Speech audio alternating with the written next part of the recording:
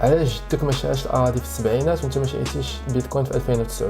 القضيه هذه كتسمى اناكرونيكال ثينكينغ، وهي انك كتحكم على الماضي بالمعايب ديالك ديال دابا انت عارف بان البيتكوين طلع وعارف بان الثمن ديال الاراضي ولا غالي بزاف، ولكن في ذاك الوقت كانوش الناس عارفين.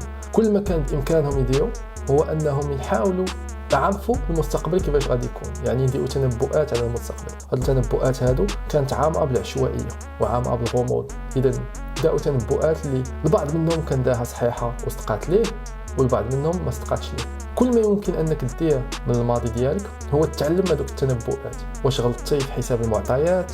واش كان بامكانك تشوف شي حاجه اللي ما شفتيهاش في ذاك الوقت؟